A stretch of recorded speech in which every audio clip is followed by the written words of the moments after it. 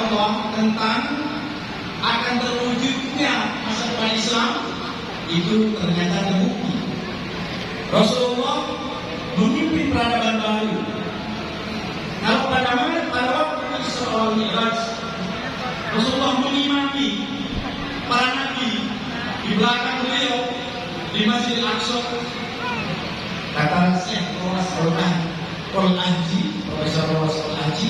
itu adalah pertanda yang disampaikan oleh Allah bahwa umat Islam sebentar lagi akan memimpin peradaban yang sebelumnya dipimpin oleh Yahudi dan Nasrani.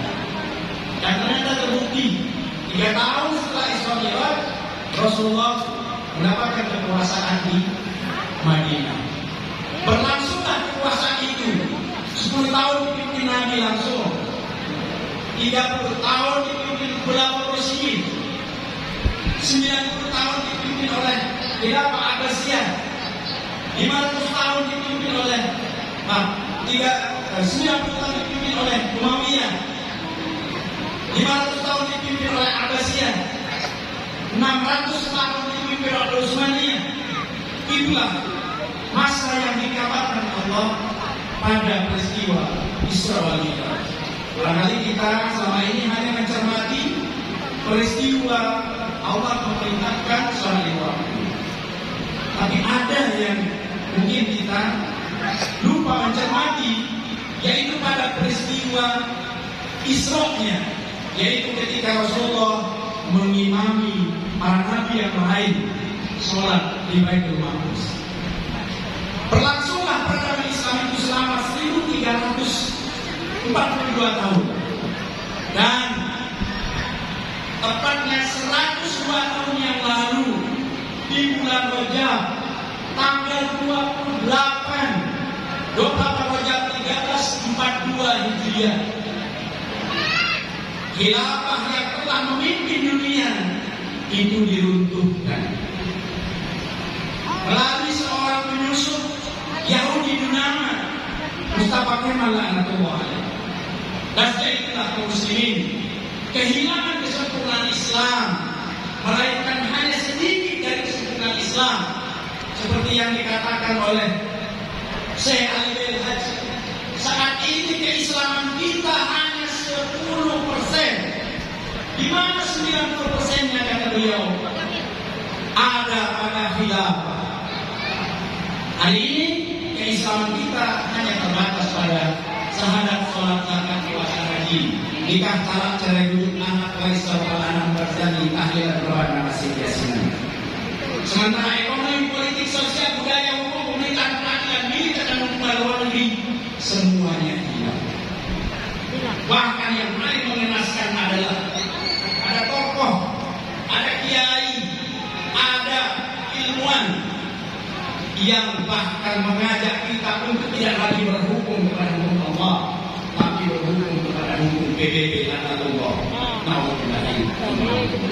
Hadirin Allah, oleh karenanya ketika kita bicara tentang Isra wal Mi'raj, bukan sekedar kita mengingat kewajiban pokok yaitu sholat 5 waktu, itu insya Allah tidak ada masalah. Tapi ada yang penting, yaitu kita berupaya untuk mengembalikan institusi yang hilang itu. Terlebih lagi tempat di mana Rasulullah dimi'rajkan, yaitu Baitul Maqdis, hari ini masih dijajah oleh Israel. Oleh karenanya inilah urgensinya kita bicara tentang iqamatul daulah, iqamatul khilafah, yakni untuk menyempurnakan kabar yang ada pada peristiwa Isra. Hadirin yang berbahagia, panitia bisa menampilkan ayat ya. Insyaallah kita akan membahas seputar ini, yaitu khilafah, kewajiban, sejarah, dan janji kebangkitannya kembali. Insyaallah tentang definisi khilafah ya, kita sudah paham. Ini banyak keadaan. Ya, baik. Ya, banyak definisi, tapi kira-kira poinnya sama, yaitu khilafah itu adalah ri'asatul amr lil muslimina jami'an di dunia li iqamatil ahkam syariah wa hamil dakwah islamiyah ila alam. Jadi khilafah itu adalah sistem kepemimpinan umum, bukan kepemimpinan ormas. Kalau ormasnya hanya ngurus ormasnya saja. Tapi kalau khilafah dia lintas ormas, lintas bangsa, lintas segala macam, maka disebutnya ri'asah ammah, kepemimpinan umum. Dan yang sekarang ini yang bisa lintas seperti itu ya hanya pemerintahan. Nah, khilafah itu adalah sistem pemerintahan bagi kaum muslimin yang berlaku di dunia, di seluruh dunia. Kalau nanti di akhirat dan butuh lagi khilafah, ya nanti urusannya kita dengan Allah Rasul. Dan untuk apa khilafah itu? Untuk menegakkan syariat Islam. Hari ini syariat Islam yang bisa diwujudkan tadi, ya, mengutip saya Ali Belhad hanya 10%. 10% itu di Timur Tengah yang sholat lima waktunya masjidnya penuh. Nah, kalau di Palembang, kira-kira berapa persen ini? Kayaknya tidak berani kita minum 10%, karena lima waktunya itu hanya 2 hari seminggu. Nah, jadi nanti khilafah itu akan menyempurnakan mengenal syariat Islam dan mengaman dakwah ke seluruh alam. Jadi yang pertama, insya Allah perjuangan untuk mengembalikan khilafah ini sudah berlangsung sejak tahun 50-an, ya. Tempatnya di Baitul Maqdis dimulai. Jadi ini dikabarkan oleh Nabi bahwa nanti akan ada sekelompok umat yang akan mengembalikan umat Islam. Para sahabat bertanya, di mana mereka? Rasul menjawab, hum di ardil muqaddasah. Berkaitan dengan kewajiban, insya Allah ini sudah kita pahami dari ayat Al-Quran dalam surat Al-Maidah 48, Al-Maidah 9, dan surah An-Nisa 59. Ini adalah ayat yang menjelaskan tentang dasar atau landasan ditegakkannya khilafah. Kalau kita tambahkan dengan apa yang disebutkan oleh Imam Ibnu Katsir dan Imam Al-Qurtubi, termasuk yakni surah Al-Baqarah ayat 30.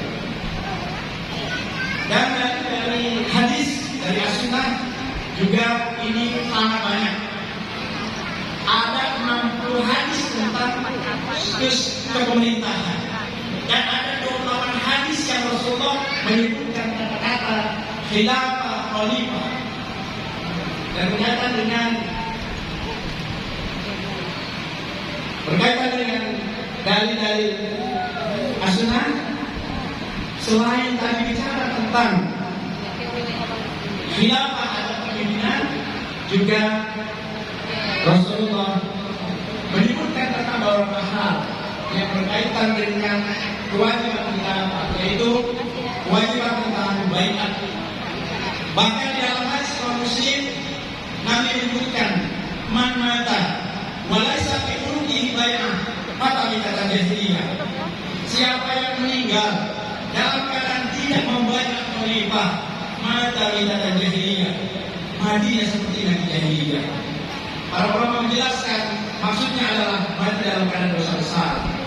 Betapa kita ini sudah memiliki dosa yang sangat banyak karena urusan-urusan lain, masyarakat yang lain, ditambah dengan ini. Para sahabat hanya membolehkan tidak adanya khilafah itu di hari 2 malam. Jadi kalau 3 hari 2 malam itu dosa, kalau 10 hari berarti 3 dosa, kalau 100 hari berapa, kalau 1 tahun berapa, ini sudah 102 tahun. Masya Allah, alhamdulillah. Dosa kita banyak, tapi ya bila kita masih ketahui ini, menganggap tidak ada masalah, bahkan memusuhi khilafah, ya, dan yang lain-lain nanti bisa lihat. Ya, ini karena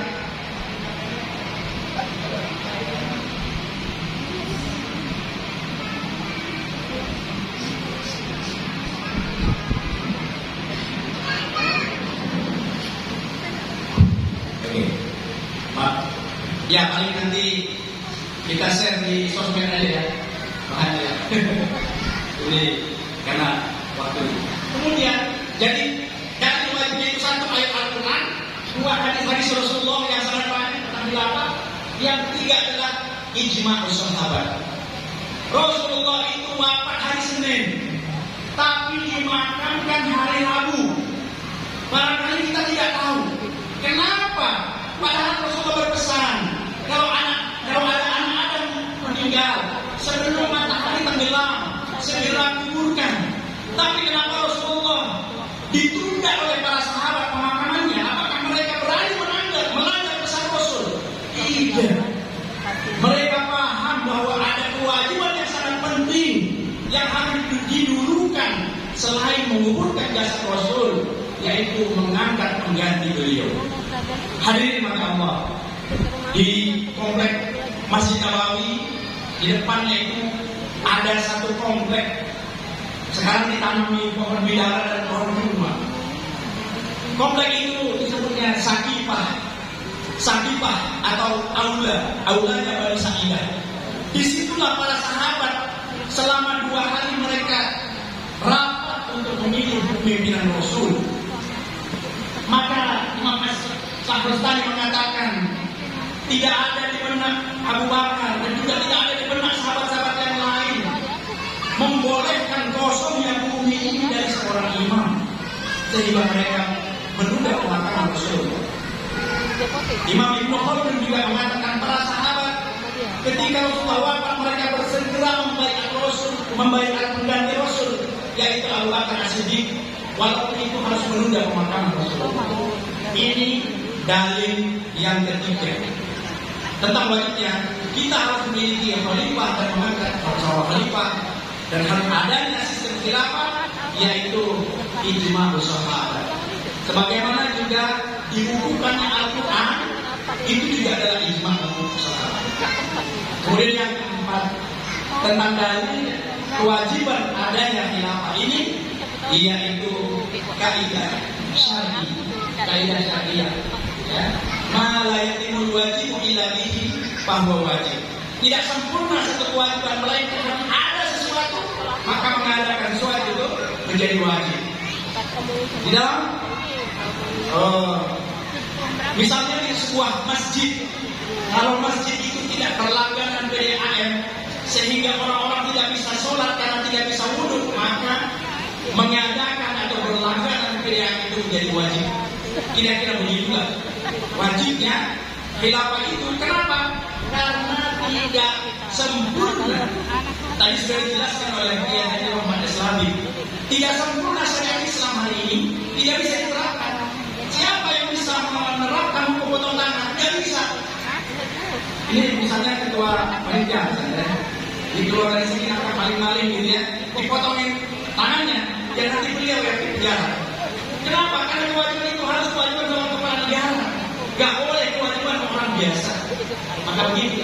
Dan berkaitan dengan hal ini, puluhan pendapat para ulama berkaitan dengan kewajiban adanya atau diwajibkannya kita memiliki khalifah dan memiliki sistem khilafah.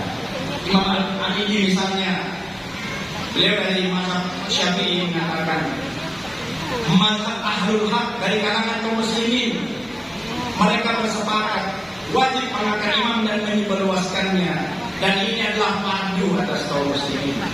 Demikian juga Imam Khatib Al-Baghdadi, beliau mengatakan sesungguhnya imamah atau khalifah itu adalah fardu wajib atas umat dalam rangka mengangkat seorang imam.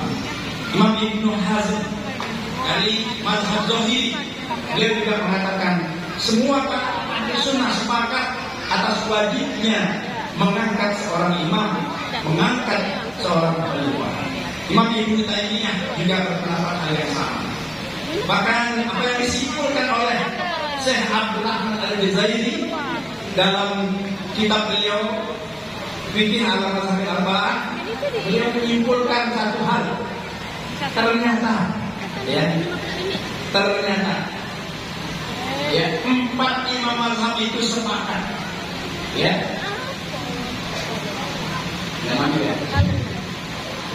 Oh ya. Nah ini 4 imam mazhab itu sepakat. Imam Abu Hanifah, Imam Malik, Imam Syafi'i, dan Imam Ahmad, mereka bersepakat bahwa kaum muslimin di seluruh dunia pada saat yang sama tidak boleh memiliki 2 imam. Lalu sekarang berapa negeri-negeri muslim? Berapa imam? Ditambah lagi dengan imam ormasnya, imam ini itunya. Alhamdulillah. Padahal mereka, para imam mazhab ini, mereka bersepakat bahwa tidak boleh ada double. Sekarang ini kita, alhamdulillah ya, dosanya banyak. Hadirin yang Allah SWT, demikian juga Imam An-Nawawi, Imam Abu Qasim An-Naisaburi, ya, juga Imam Al-Kasani, juga Imam Ibnu Katsir, dan tadi Imam Al-Qurtubi, Imam Al-Bahuti dari mazhab Hanafi, mereka sepakat bahwa wajib adanya khalifah. Wajib adanya khalifah. Kalau wajib adanya khalifah, berarti sistemnya harus ada. Gak mungkin khalifah tapi gak punya sistem. Seperti yang kemarin ditangkap itu, ya, nah ini bukan khalifah yang hakiki. Misalnya ini ada seorang kades tapi gak punya desa, kira-kira disebut kades atau enggak? Ya enggak gitu, ya kan? Ada seorang ketua ormas tapi nggak punya ormasnya, yang nggak bisa disebut ketua ormasnya. Apalagi ini adalah khalifah. Maka ketika Al-Quran dan Al-Hadis menyebut tentang khalifah, maka harus ada khilafah. Nah itu tadi seputar dalil-dalil ya. Nanti pendalamannya silakan. Ya silakan diperdalam ya. Saya ingin mengutip beberapa sejarah yang dicatat dalam kitab Tarikhul Khulafah tentang fakta bahwa khilafah itu pernah ada. Saya kutip satu saja, misalnya pada abad ke-18 khilafah membantu Amerika yang waktu itu Amerika baru berdiri, ya, dan mereka dilanda kelaparan. Khalifah Utsmani membantu Amerika. Dan kalau hari ini Amerika petata pelenteng, itu perlu terkait ini. Gitu ya. Karena dulu khilafah membantu Amerika. Kemudian di Indonesia, ya, di Indonesia, dulu ketika Aceh melawan Portugis, ahli-ahli militer, ahli senjata, ahli meriam, ahli strategi adalah jenderal-jenderal Ghazi yang dikirim oleh khilafah Utsmani. Termasuk yang memproduksi meriam-meriam itu adalah karya dari para Ghazi dari Utsmani. Yang selanjutnya kita pendidikan, saya sering mengutip ini. Pada masa Umar bin Khattab, bagaimana kesejahteraannya, dan itu adalah bukti adanya khilafah, yaitu guru TPA itu digaji 15 dinar per bulan.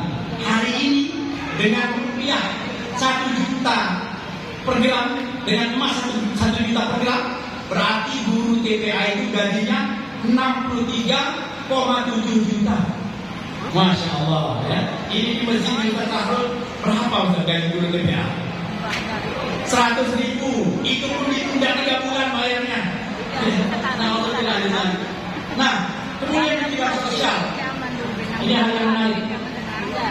Khalifah itu, saya kutip satu saja, mendirikan darul daging di jalur-jalur perdagangan, jalur haji, sehingga tidak perlu khawatir kehabisan bekal.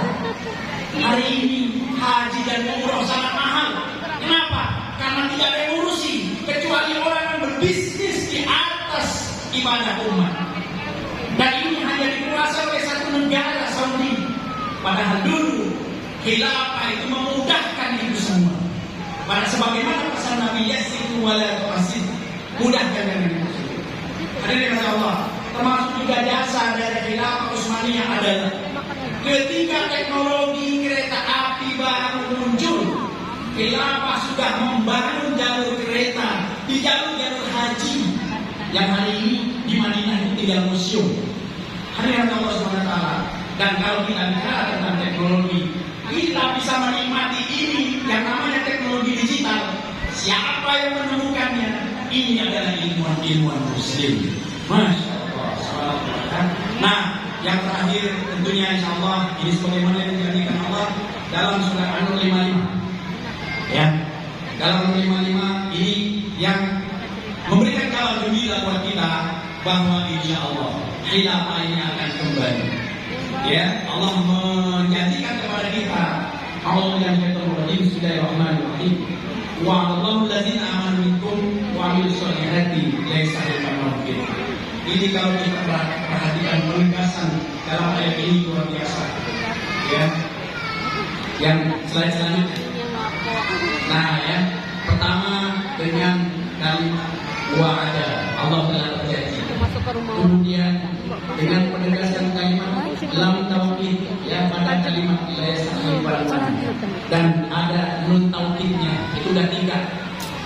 Lam taukid, nun taukid itu ulang 3 kali.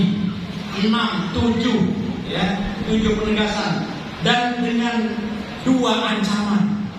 Ini ayat Masya Allah. Ya, Allah katakan, ya, ya'budunani la yusyrikuna bi syai'a. Ini ancaman yang pertama. Kemudian wa man kafara ba'da dzalik fa fasiqun. Ini ayat luar biasa. Maka kalau ada orang Islam bersahadat dia tapi tidak mengimani, nauzubillah, malah dia mengimani PBB. Ya, nauzubillah. Ya, semoga mereka segera bertobat. Hadirin Allah Subhanahu yang terakhir adalah kabar yang disampaikan Nabi dalam hadis riwayat Imam Ahmad. Ya, saya kutipkan terakhir saja. Ya, kata Nabi, "Tsumma takunu khilafatan ala minhajin nubuwah." Akan kembali lagi khilafah Rasyidah ala minhajin nubuwah. Mudah-mudahan kita semua diberi kesempatan oleh Allah untuk menyaksikan terwujudnya khilafah Rasyidah ini. Amin ya rabbal alamin. Allahu Akbar. Walaupun sebenarnya yang lebih penting bukan hidup di masa khilafah itu, tapi yang penting adalah ikut memperjuangkannya. Karena yang akan dinilai oleh Allah bukan kita menikmati khilafah atau tidak, tapi yang dinilai oleh Allah adalah kita berbuat atau tidak untuk tegaknya khilafah. Mudah-mudahan kehadiran kita di sini dan sepulangnya kita dari sini, kita lebih semangat untuk mengajak keluarga kita, teman kita, kolega kita, kenalan kita, kontakan kita untuk memperjuangkan terwujudnya janji Allah dan kabar gembira dari Rasulullah Muhammad SAW. Barakallahu fiikum wa lakum. Billahi bismillah. Assalamualaikum warahmatullahi wabarakatuh.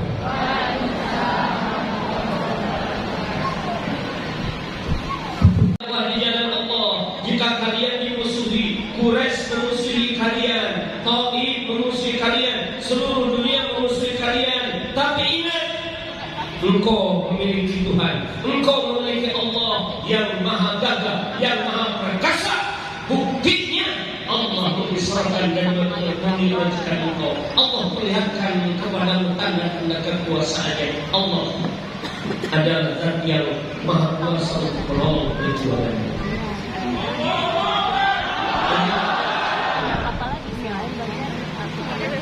Karena kita melihat sejarah menyebutkan peristiwa Isra dan Mi'raj ini adalah peristiwa yang terjadi di masa sulit. Di masa sulit itulah satu, Allah kokohkan iman Nabi. Yang kedua, Allah dekatkan Nabi dengan Allah. Orang yang sedang berjuang harus mendekat sama Allah. Dari sinilah kita menjadi tahu kenapa ada perintah sholat 5 waktu. Sebelumnya Nabi sudah sholat pagi dan sore. Sebelumnya Nabi sudah sholat tahajud. Inna sanulqi 'alaika qawlan thaqila. Inna nasyi'atal laili hiya ashaddu wat'an wa aqwa qila. Sungguh kami akan memberikan kepadamu wahai hambaku Muhammad qaulan sakila, beban perintah hamba yang berat, yaitu berdakwah di jalan Allah. Berdakwah di jalan Allah itu tidak mudah. Bagaimana engkau menghadapi itu supaya bisa lancar, supaya bisa terasa mudah dan mendapatkan pertolongan Allah? Inna nasyi'atal laili hiya ashaddu wat'a wa aqwa qila. Ini kata Allah dalam surah Al-Muzammil. Sesungguhnya bangun di waktu malam itu akan lebih mengokohkan langkahmu. Inna laka bin nahari sabhan tawila. Sesungguhnya bagi engkau wahai hamba Muhammad, di waktu siang engkau akan punya aktivitas yang capek, yang panjang, melelahkan. Karena engkau adalah pejuang. Yang namanya pejuang harus mau lelah. Tidak dikatakan pejuang kalau larinya dibentuk.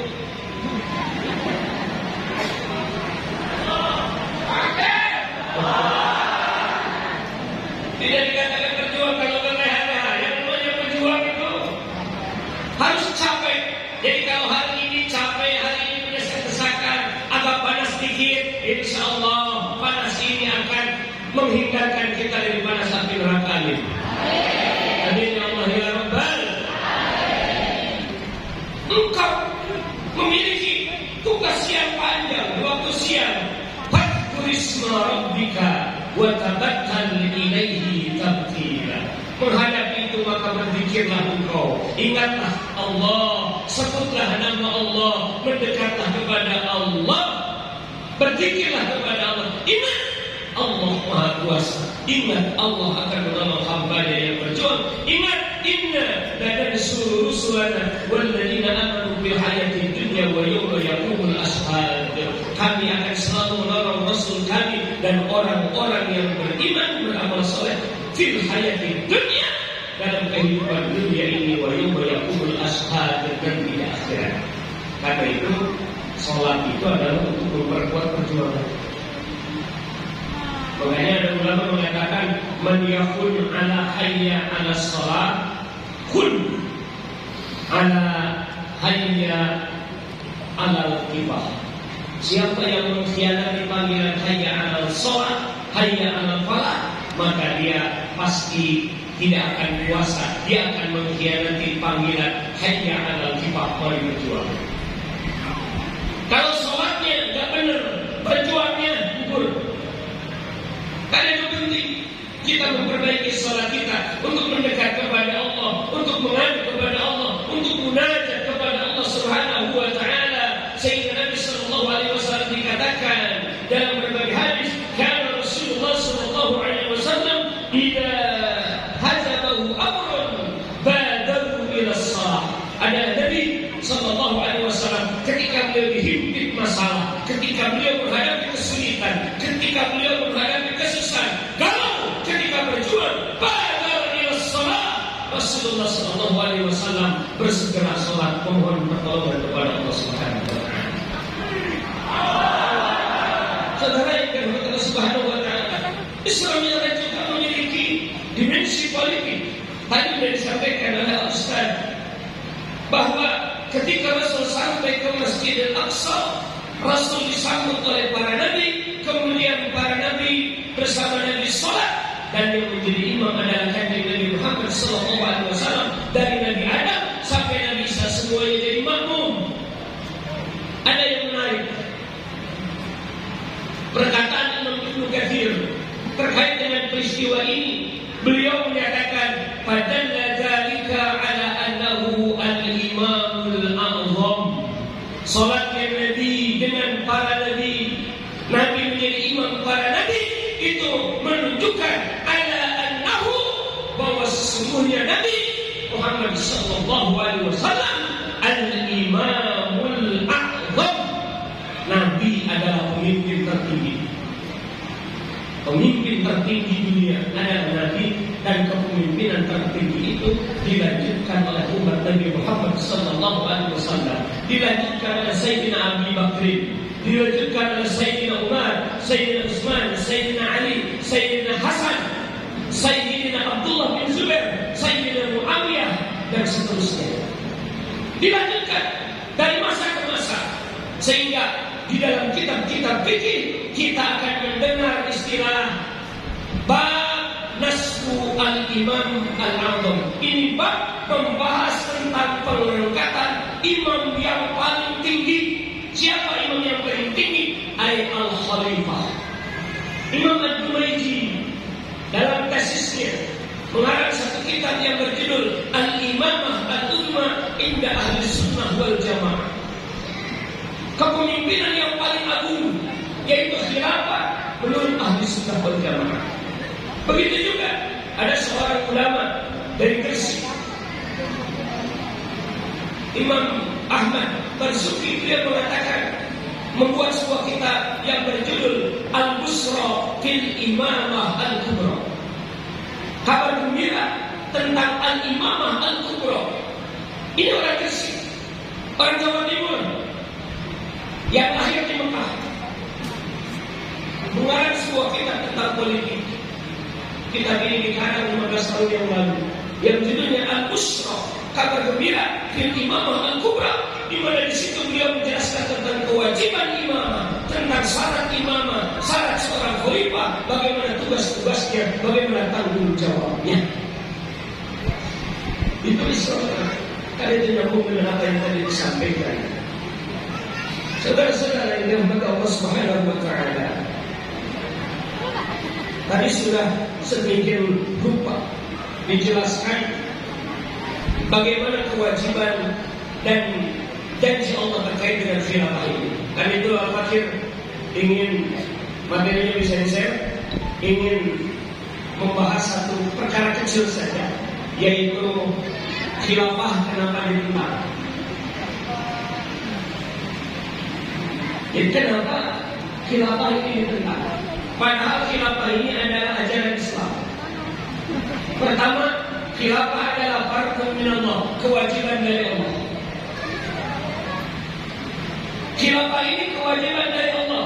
Imam At-Tumaidi mengatakan, beliau mengatakan bahwa wujubul khilafah, wujubul imamah al-uzma, ay al-khilafah, wajibnya imamah atau khilafah ini sabitun, ini telah ditetapkan bil Quran, bil kitab, was sunnah, wal ijma, wal qawaid syar'iyyah. Ulama yang lain menyebutkan wal qiyas. Kewajiban imamah ini telah ditetapkan berdasarkan Quran, berdasarkan sunnah, berdasarkan ijma, berdasarkan qiyas. Imam Zarkashi dalam kitab beliau Bahrul Muhit fi Ushul Fiqh, juz 1 halaman 217, beliau mengatakan begini: wa ma al-hukmu alladhi sabata lana bi qaulillah wa bi qauli rasulih aw bil ijma aw bil qiyas daimun ila yaumil qiyamah. Hukum yang telah ditetapkan kepada kita melalui Al-Quran, hukum yang telah dijelaskan dengan firman Allah, hukum yang telah dijelaskan dengan sabda Nabi, hukum yang telah dijelaskan dengan ijma, hukum yang telah dijelaskan dengan qiyas, maka hukum itu daimun ila yaumil qiyamah, abadi, terus-menerus berlaku sampai hari kiamat. Atas alasan apa hari ini ada orang berani membatalkan kewajiban itu? Gak ada dasarnya, hanya akal-akalan. Gak ada Quran yang menolak khilafah, gak ada hadis yang menolak khilafah, gak ada ijma ulama yang menolak khilafah, gak ada qiyas yang menolak khilafah. Bahkan Imam Al-Qurtubi beliau menyebutkan ketika menafsirkan firman Allah Subhanahu wa taala, wa idh qala rabbuka lil malaikati inni ja'ilun fil ardi khalifah, beliau menyatakan, beliau membahas satu ayat ini 33 halaman. Satu ayat ini. Dalam poin keempat beliau mengatakan ar-rabi'atu, poin keempat, hadhil ayatu aslun fi nasbi imamin aw khalifatin yusma'u lahu wa yuta litajtami'a bihi al-kalimah wa yunfadhu bihi ahkamul khalifah wa la khilafa fi wujudi dhalika bainal ummati wa la bainal a'immati illa ma ruwiya anil asammi haitsu kana 'ala syari'ati asamma wa kadhalika man qala bi qawlihi wattaba'ahu 'ala ra'yihi wa madhhabihi. Halo, terjemahkan.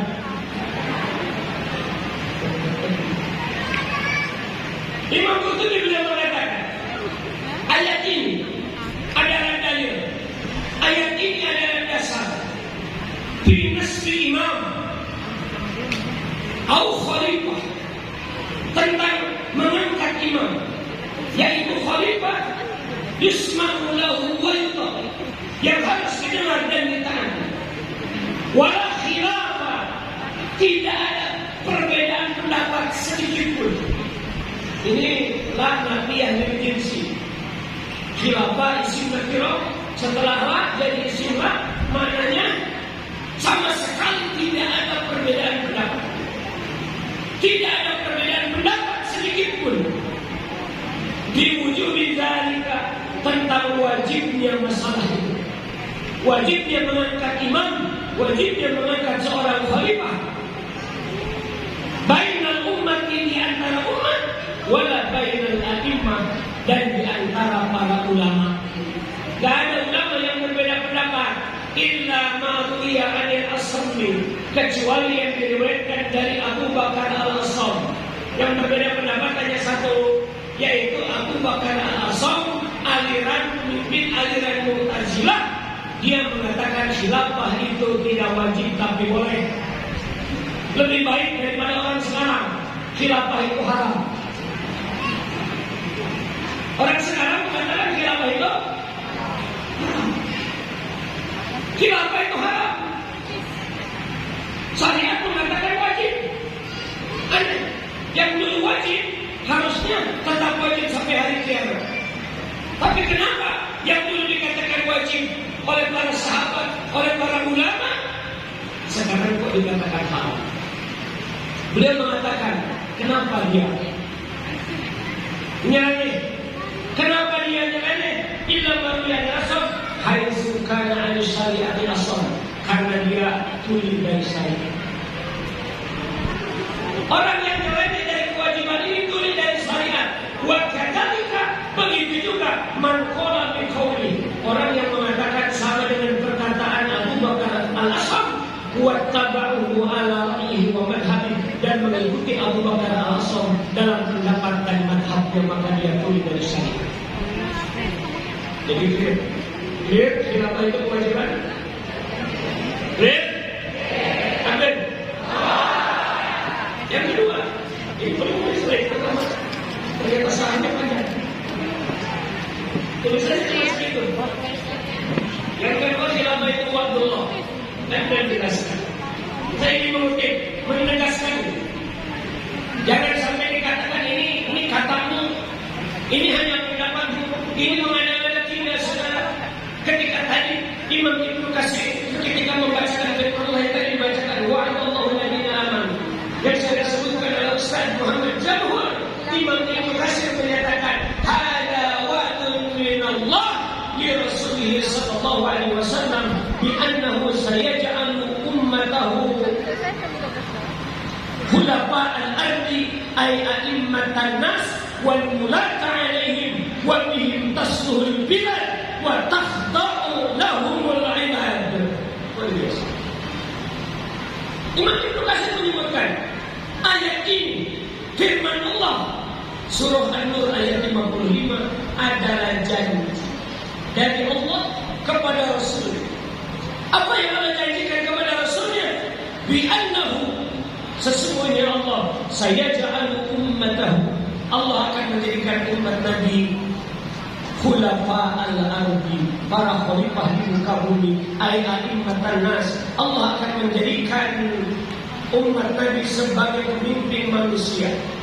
Wa ulata alaihim, Allah menjadikan umat Nabi sebagai penguasanya manusia. Wa bihim tasluhul bilad, dengan umat Nabi yang berkuasa maka negeri-negeri itu akan menjadi bebas. Wa takhda'u lahumul ibad, bangsa yang lain akan tunduk kepada umat Nabi Muhammad sallallahu alaihi wasallam. Maka sejarah sudah jelas. Ya, dan lalu kenapa ada orang menentang?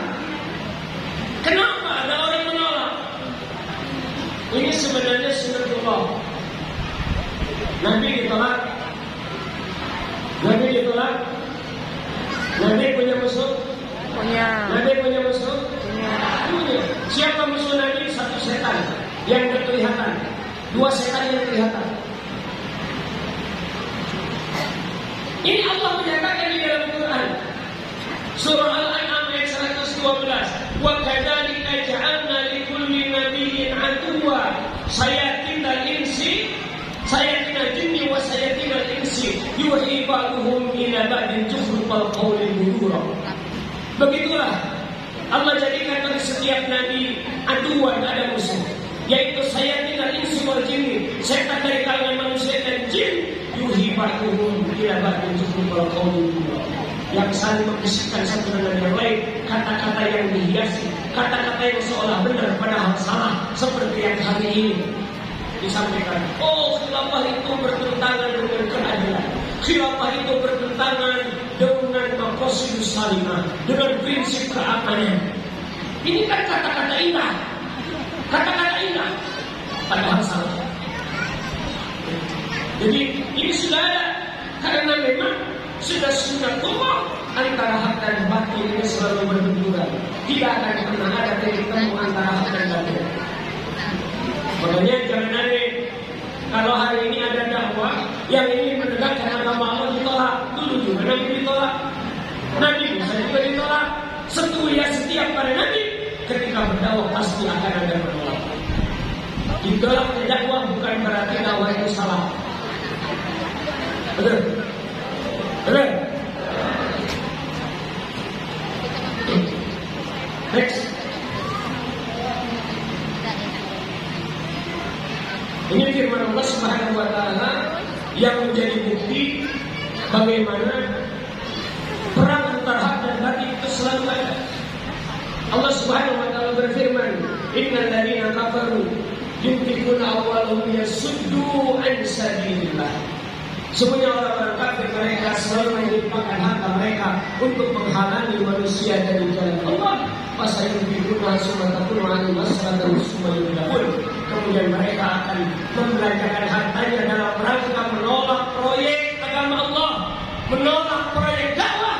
Tapi ternyata mereka akan rugi, mereka akan kalah. Tidak akan bisa proyek dakwah ini dihalangi oleh orang kafir meski mereka mengerahkan segala harta mereka. Takbir. Dan kedua, Allah mengatakan wala yazaluna yuqatilunakum hatta yaruddukum an dinikum in istata'u. Mereka orang-orang kafir tidak akan henti memerangi kalian hingga mereka mengembalikan kalian dari jalan Allah jika mereka mampu. Mereka akan berupaya mengembalikan kita menjadi orang-orang yang murtad. Kemudian alladzina amanu yuqatiluna fi sabilillah walladzina kafaru yuqatiluna fi sabilillah. Orang yang beriman berjuang di jalan Allah, dan ternyata ada orang-orang kafir dan antek-antek orang kafir yang berjuang fi sabilillah di jalan Allah. Jadi ini jelas pertentangan antara hak dan batil. Next. Imam Ibnu Katsir menyebutkan dalam tafsirnya, hadhihi sunnatullah wa 'adatuhu bi khalqi. Ini sunnatullah. Ini adalah kebiasaan yang biasa terjadi di antara makhluk Allah, mata qabala al-kufr wal iman. Tidak bertemu kekufuran dan iman di maudinin dalam satu tempat, fayasilu kemudian berdekatan illa nasarahu iman al-kufri, kecuali Allah akan menolong keimanan terhadap kekufuran. Fa'al haq wa wada'al batil, maka Allah akan meninggikan kebenaran dan Allah akan merendahkan, mengalahkan kebatilan. Jadi ini adalah sunnatullah, tapi insya Allah yang akan menang dua khilafah ini. Yang akan menang adalah orang-orang yang memperjuangkan agama Allah Subhanahu wa taala. Insya Allah. Begitu juga, misalkan Ibnu Khaldun dia mengatakan ilam annal huruba wa anwa'al muqatalah lam tajal waqi'atan fil khaliqah. Dalam mukadimahnya Ibnu Khaldun mengatakan, ketahuilah sesungguhnya peperangan dan berbagai macam jenis peperangan lam tajal waqi'ah fil khaliqah, khaliqah. Ini akan terus terjadi di antara makhluk Allah mundu baru Allah sejak Allah ciptakan manusia itu. Wa huwa amrun tabi'i fil basar. Ini adalah perkara yang alami pada setiap manusia. La takhlu anhu ummatun wala jailun, di mana setiap generasi, setiap umat tidak akan kosong dari pertentangan satu dengan yang lain. Persaingan antara hak dan batil, persaingan antara iman dan kufur akan terus terjadi. Kemudian palladzi yahlum, orang yang orang yang bermimpi bi an yantahi as-sirat min al-alam tamaman, hada ya'isu fi wahyin la haqiqatan. Orang yang bermimpi bahwa akan berakhir pertentangan antara hak dan batil, maka dia sebenarnya sedang hidup dalam perkara yang awam-awam, lamun. Jadi tak akan pernah bertemu. Tapi ketika bertemu, yang hak itu akan menang. Ketika hak datang, ketika orang yang menegakkan hak tidak ngumpet, mereka tampil ke permukaan. Insya Allah mereka akan menemukan. Amin. Mohon maaf Pak Kiai, karena waktu terbatas dipercepat ya. Coba Ya, 10 menit lagi. 10 menit lagi. Masih banyak kalau 10 menit. Ini bukti. Ini Menteri Luar Negeri Inggris. Ketika ditanya, kenapa Anda mengakui negara baru Turki?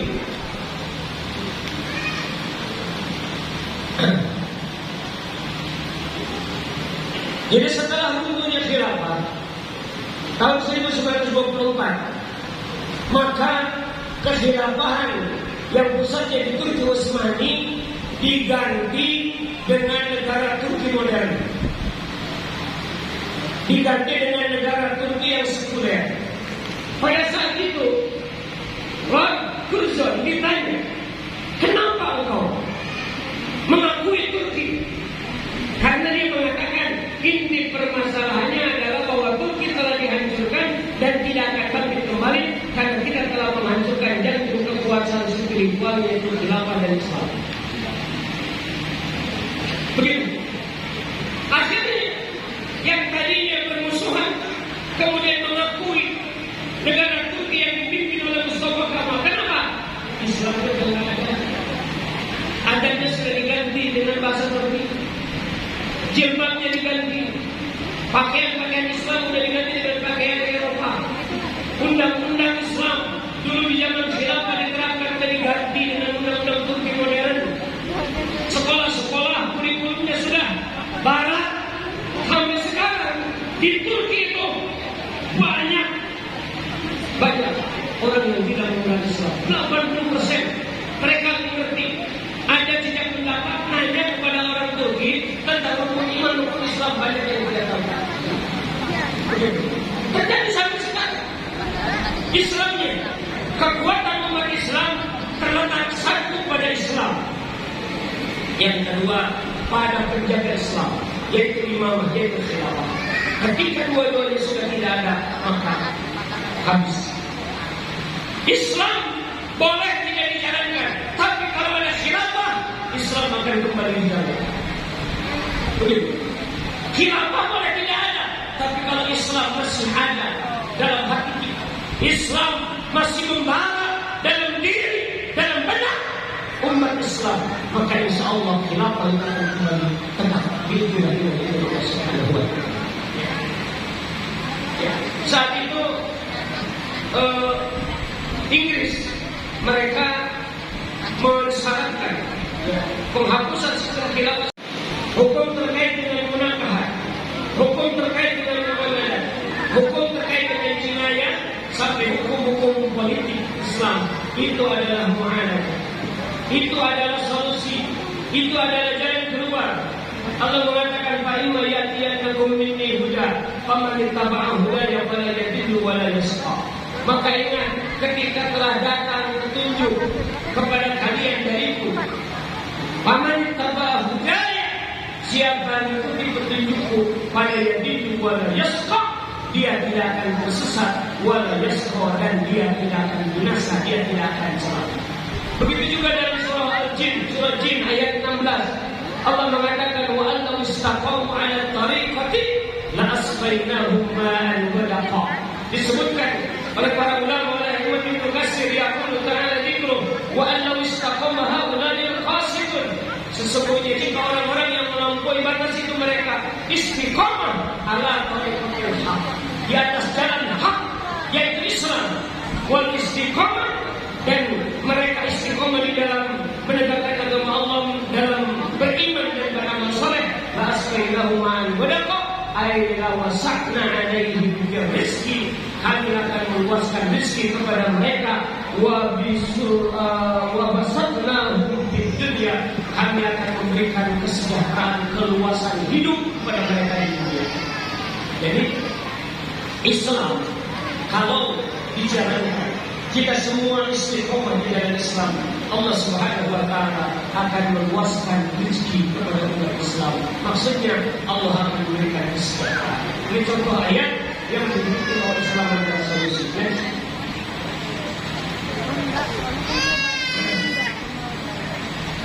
Nah, masalahnya Islam ini tidak bisa menjadi solusi dalam kehidupan nyata kecuali harus dilakukan. Untuk menerapkan Islam nggak bisa dengan khutbah, nggak bisa dengan peringatan-peringatan. Harus ada institusi. Untuk menerapkan Islam dalam kehidupan mutlak dibutuhkan kekuasaan. Tanpa kekuasaan Islam akan tersia-sia. Tanpa kekuasaan Islam akan terus-menerus dilemahkan dan dijauhkan dari kehidupan. Tanpa kekuasaan Islam akan terus-menerus menjadi terpuruk. Karena itu wajar kalau Allah Subhanahu wa taala di dalam Al-Quran memerintahkan kepada Nabi Muhammad sallallahu alaihi wasallam untuk berdoa kepada Allah, Rabbi adkhilni mudkhala sidqin, lanjut wa akhrijni mukhraja sidqin waj'al li min ladunka sultanan nasira. Coba garis bawahi di dalam ayat ini Nabi berdoa, waj'al li min ladunka sultanan nasira. Ya Allah, jadikan untukku min ladunka, dari sisimu, sultanan nasira, kekuasaan yang akan menolong. Kalau ada orang mengatakan, ada kiai mengatakan, ustaz mengatakan, ulama mengatakan, Nabi dakwahnya tidak menuju kekuasaan, maka dia harus memahami dulu ayat ini. Kenapa? Karena Allah memerintahkan kepada Nabi berdoa minta kekuasaan. Waj'al li min ladunka sultanan nasira. Next. Coba lihat bagaimana Imam Ibnu Katsir mengutip kata-kata seorang tabi'in agung, yaitu Qatadah. Qatadah mengatakan tentang ayat ini, inna nabiyallah, sesungguhnya Nabi Allah, alima, beliau tahu, sesungguhnya la tawqata lahu illa bihadzal amri illa bisultan. Beliau Nabi tidak memiliki kekuasaan untuk menegakkan agama Allah, memegang agama Allah ini illa bisultan, kecuali dengan kekuasaan Ta'ala. Kemudian Nabi meminta kepada Allah sultanan nasiran li kitabillah, kekuasaan yang akan menolong kitab Allah, wali hududillah, kekuasaan yang akan menolong untuk menegakkan hukum-hukum Allah, wali faraidillah, kekuasaan yang akan menolong Nabi untuk menegakkan kewajiban-kewajiban dari Allah, wali iqamatillah, dan kekuasaan untuk menegakkan agama Allah. Fa inna sultana rahmatun min Allah ta'ala baina abdi ibadi. Karena kekuasaan dan rahmat dari Allah yang Allah jadikan di antara hamba-Nya. Wa idza uladzat, karena jika tidak ada itu Allah naswa'uhu ba'dha, manusia akan saling menyerang satu dengan yang lain. Fa'akala sadiquhum dhaifahum, maka yang kuat akan makan yang lemah. Begitu kata Imam Qatadah, ikuti dalam tafsir Ibnu Katsir. Next. Terus.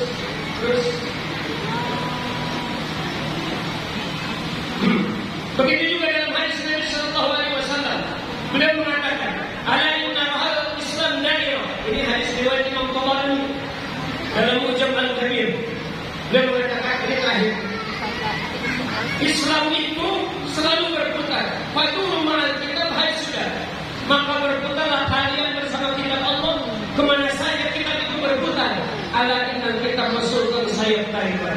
Ingat, sesungguhnya nanti akan terjadi perpisahan antara Quran dan kekuasaan. Fala tufarriqul kitab, ketika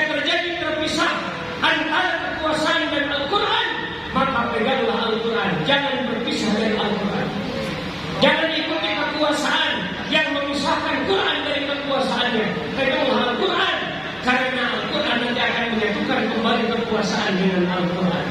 Kemudian kata Nabi Sallallahu Alaihi Wasallam, "Ala innahu sayakunu alaikum umara." Ingat, ketika kekuasaan telah terpisah dari Quran, nanti akan datang menguasai kalian para penguasa-penguasa yaqduna li anfusihim.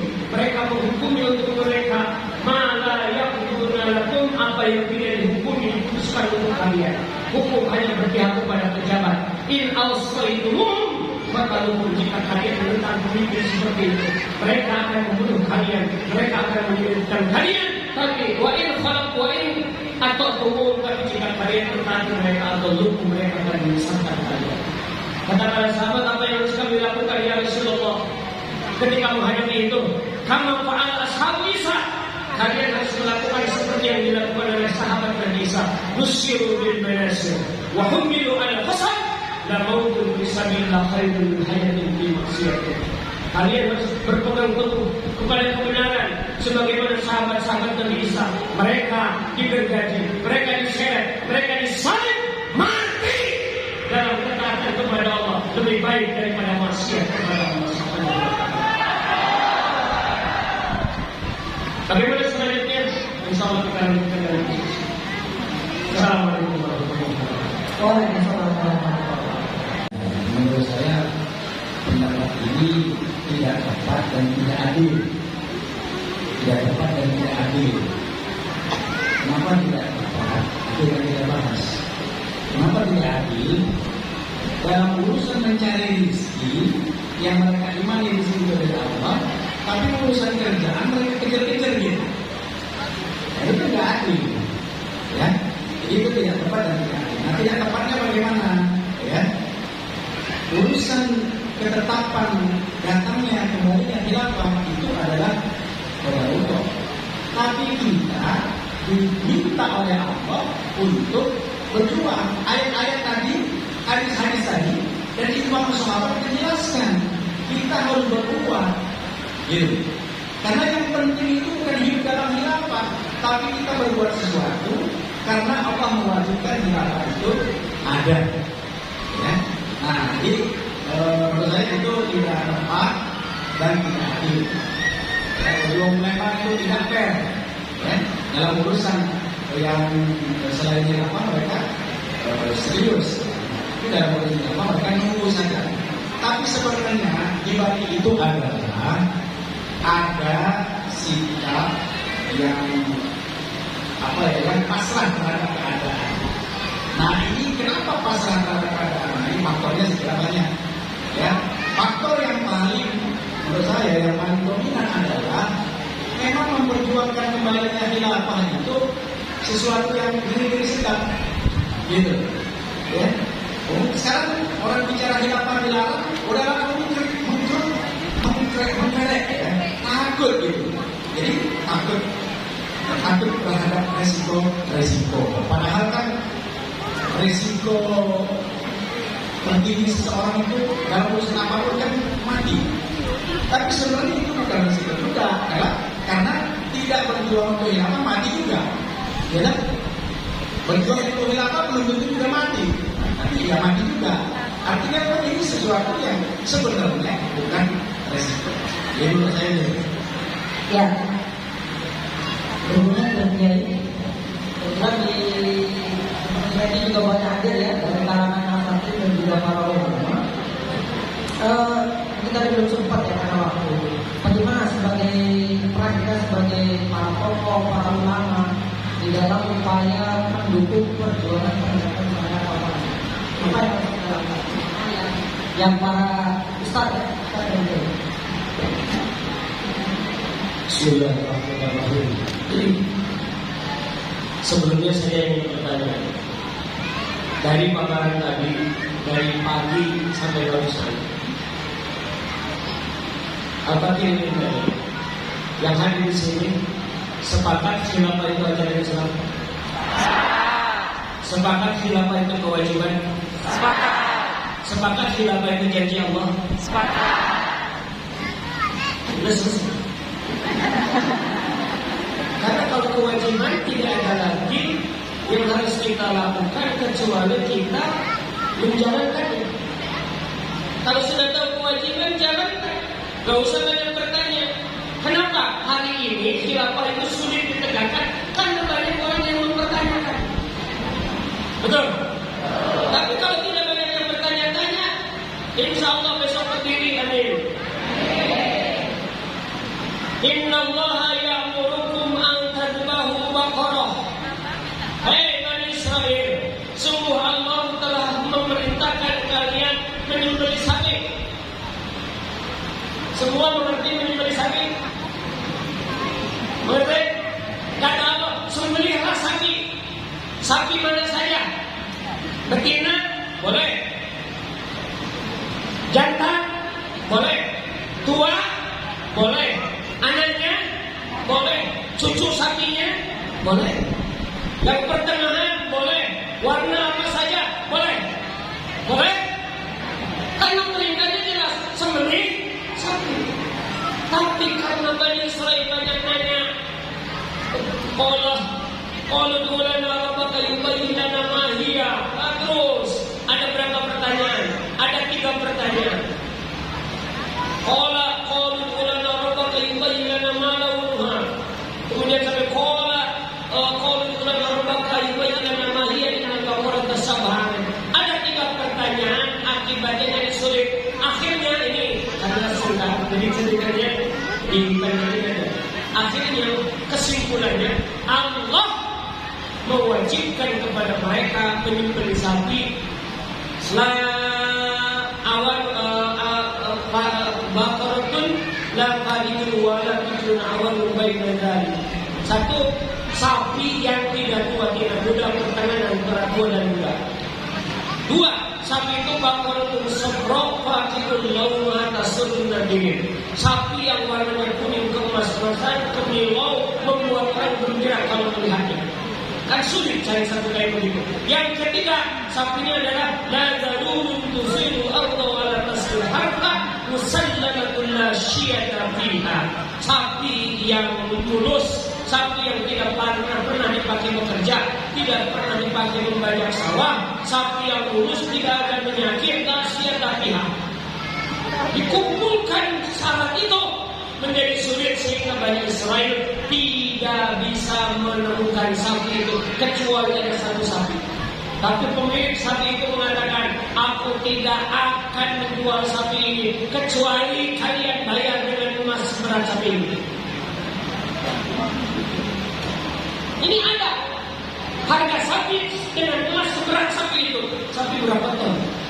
Ada yang 1 ton, ada yang 500 kilo. 500 kilo emas berapa? Padahal kalau sembelih sapi mudah, baik banyak yang bertanya.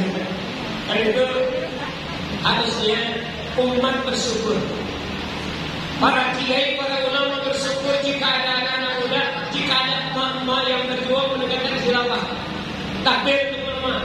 Allahu Akbar. Kenapa?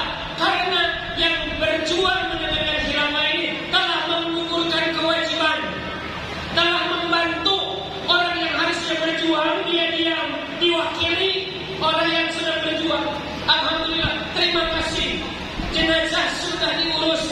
Akibatnya orang yang tidak ikut gugur kewajibannya karena digugurkan oleh yang sedang berjuang. Begitu juga menegakkan hukum Allah, menegakkan agama Allah, menegakkan qisas, menegakkan hukuman bagi pezina, menghapus riba, melakukan amar ma'ruf nahi munkar, menghilangkan sistem kubur, menerapkan agama Allah dari A sampai Z.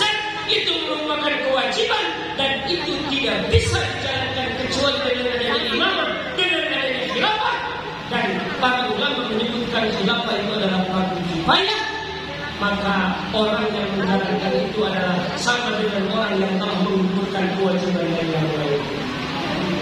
Karena itu tidak ada kata kecuali mendukung. Jadi apa yang kita lakukan? Dukung, minimal doakan.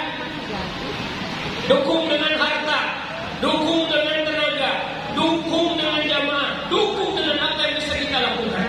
Yang bisa kita lakukan adalah kita memberikan dukungan, karena ini adalah merupakan kewajiban yang Allah berikan kepada semua. Jadi apa yang saya lakukan? 2, bergabung. Bergabung dengan kami. Halo. Bergabung dengan kami.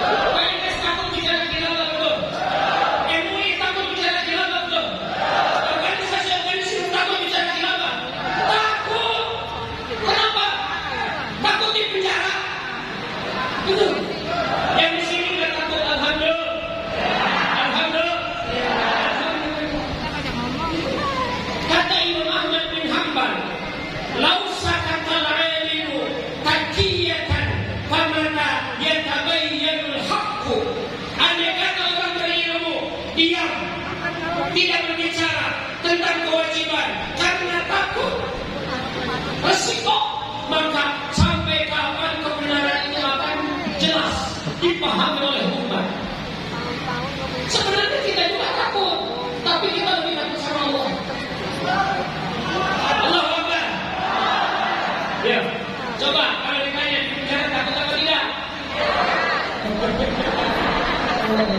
Aslinya takut, tapi kita tahu insya Allah perkataan Nabi Yusuf, Rabbi as-sijnu ahabbu ilayya mimma tad'unani ilaihi. Penjara ya Rabb lebih aku sukai daripada apa yang diserukan oleh mereka yang punya dari apa yang disukai oleh mereka.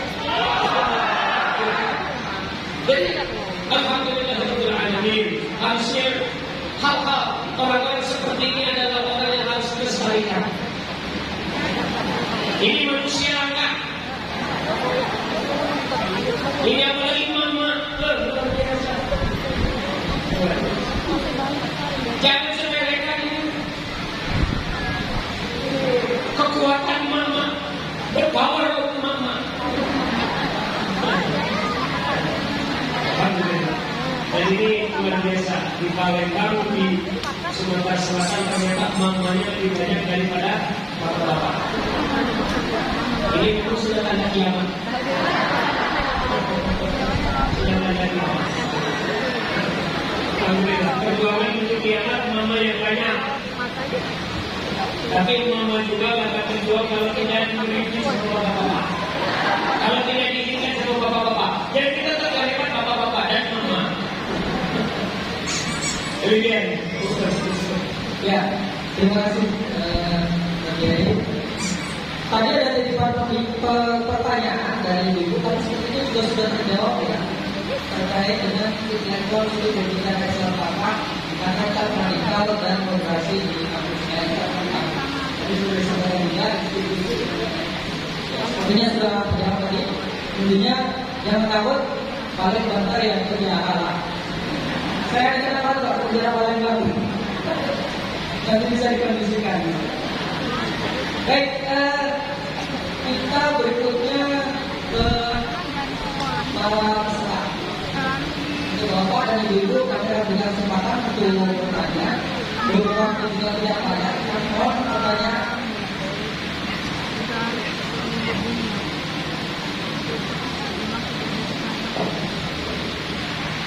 Ya, untuk para peserta kami ingatkan yang pertama pertanyaannya harus to the point. Tidak boleh panjang lebar, tidak boleh curhat, apalagi kampanye. Nah, bagi kaum tidak mau kampanye, wah tak boleh. Pilpresnya juga masih jauh. Ya, silakan saya buka dua di bawah Pak, dua di Ibu.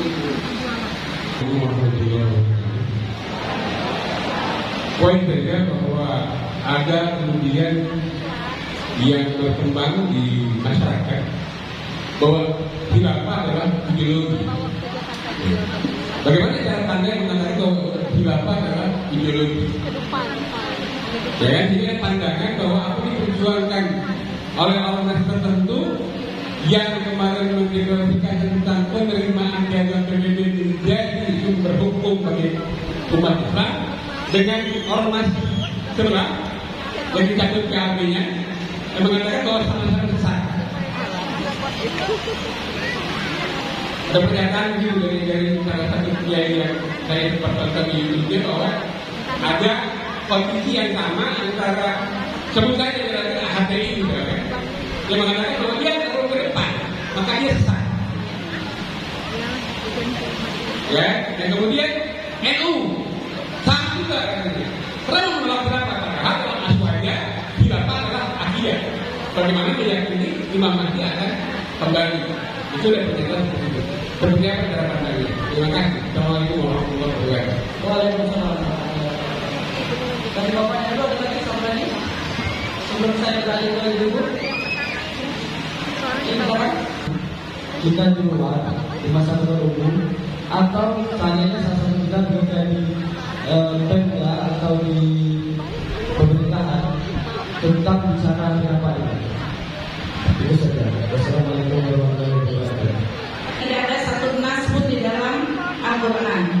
Tapi penerapan demokrasi ini tidak ada yang mempermasalahkan dan tidak ada yang menanyakan dalilnya. Sedangkan kita menyebutkan khilafah yang tadi Ustaz sudah jelaskan itu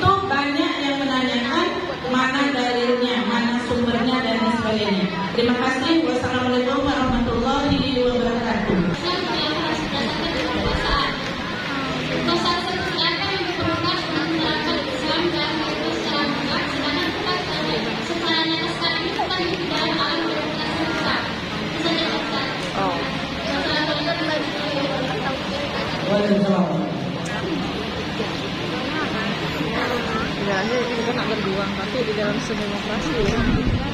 Soalnya susah kan memang dalam melihat keadaan sekarang. Baik, kita sudah menerima ada 4 pertanyaan. Kita akan bahas yang pertama, yaitu dengan khilafah. Ada pemahaman di luar bahwasanya khilafah itu adalah ideologi. Bagaimana pandangan kita terhadap itu?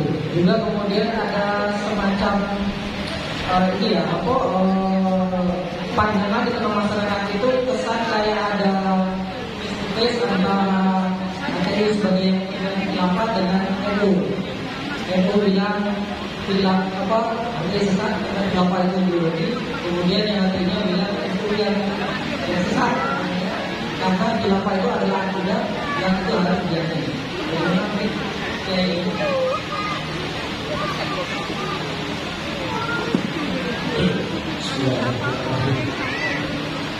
Khilafah itu bukan ideologi.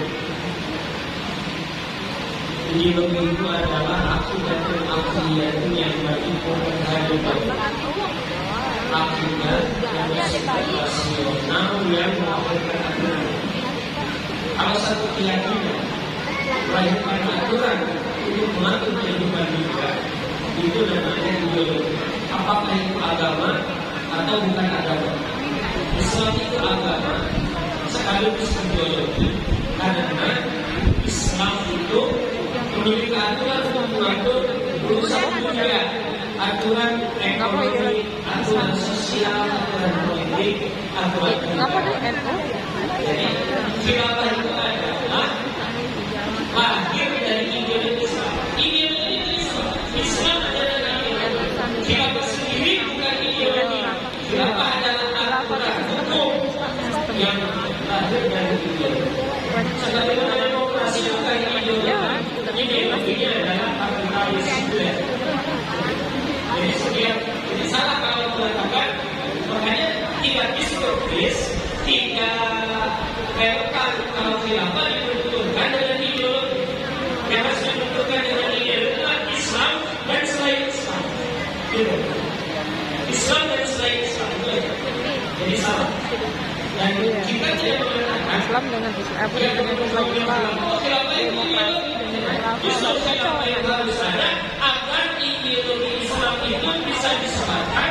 Khilafah itu harus ada agar ideologi Islam bisa dijaga, agar ideologi Islam itu bisa diterapkan. Kemudian khilafah akidah bukan. Kalau juga kalau mengatakan khilafah itu akidah, Cina mengatakan imam itu adalah bagian daripada rukun iman. Rukun iman nomor selanjutnya yang ke-7 adalah imam. Tapi meski bukan akidah, para ulama melihat betapa pentingnya masalah imamah, masalah khilafah ini, kerap sekali para ulama menyatukan pembahasan masalah khilafah ke dalam masalah usuluddin. Ini bukan menunjukkan khilafah itu usuluddin, tapi betapa pentingnya. Misalkan dalam kitab Zubat, Imam Ibnu Ruslan Asy-Syafi'i, ini ulama Syafi'i mengarang satu kitab Al-Qom Fikih yang namanya Zubat. Dalam pembahasan bab usuluddin, beliau menyinggung tentang khilafah. Beliau mengatakan begini, Fardun 'alan nasi imamun yaksibu wa ma'ala ilahi syai'un yajibu. Fardun 'alan nas, wajib atas manusia. Imam yaksibu, ada seorang imam yang mereka angkat. Wa ma'ala ilahi syai'un yajibu, tidak ada sedikit pun kewajiban kepada Allah. Kalau Syiah mengatakan khilafah itu kewajiban Allah, kalau Ahlussunnah Sunni mengatakan khilafah itu adalah kewajiban manusia yang diberikan oleh Allah. Ini dalam bab usuluddin, bab muqaddimah kitab Zubat Ibnu Ruslan membahas tentang masalah usuluddin. Jadi seperti tidak benar kalau dikatakan khilafah itu adalah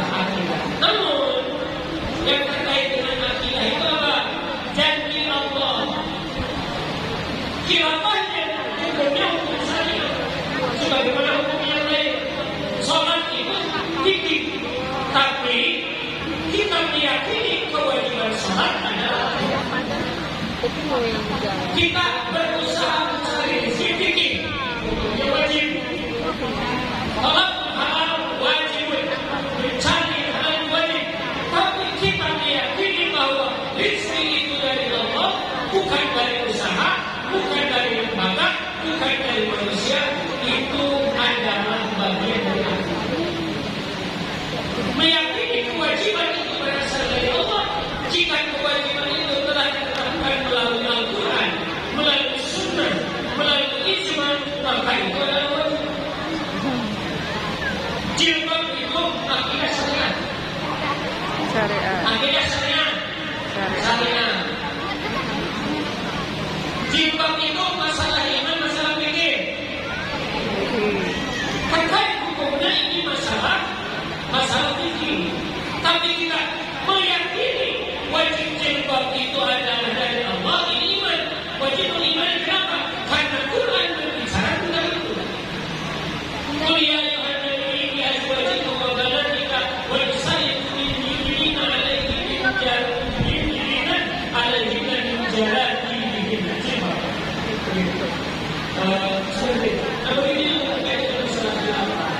ada hadis-hadis yang dulu sebagian ulama ini mengkhawatir bahwa hadis umat Islam akan menang di akhir zaman, umat Islam akan bangkit lagi, umat Islam akan bersatu, umat Islam akan diberi naungan lagi dengan naungan khilafah.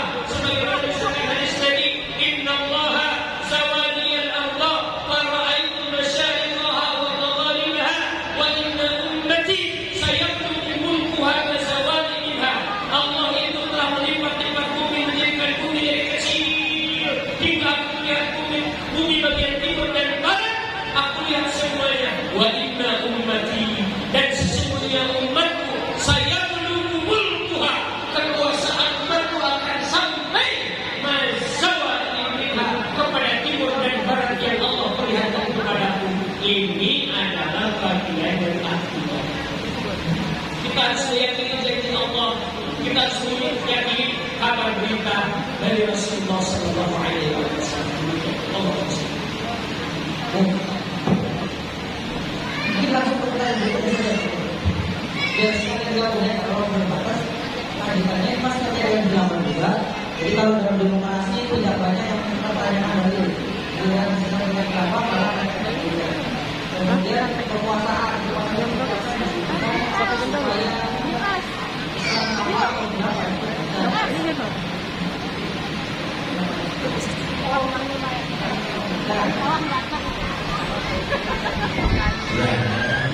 mohon izin dari saya menambahkan sedikit tentang ideologi tadi. Di dalam pelajaran kita, memang apapun yang menjadi landasan berpikir dan berdebat itu disebut ideologi. Tapi sebenarnya kalau diperdalam tidak demikian. Ideologi itu yang bahasa Arab itu mabda adalah akidatun yang melakukan hanzon. Itulah yang layak disebut ideologi. Yang disebut ideologi itu adalah pemikiran yang paling mendasar, yang logis. Makanya disebut akidah akidiyah. Kalau hanya kira-kira perasaan, tidak ada bukti, tidak ada faktanya, maka itu sebenarnya tidak disebut ideologi. Sayangnya kan itu di pelajaran kita dimasukkan sebagai ideologi. Padahal realnya yang disebut ideologi itu adalah memang dia adalah sesuatu konsep, pikiran, pemahaman yang paling mendasar. Nah makanya kalau kita lacak pemikiran-pemikiran tentang hal ini di dunia, maka ideologi itu hanya 3 saja. Hanya 3. Nah, 1, Islam. Islam itulah pemikiran yang mendasar.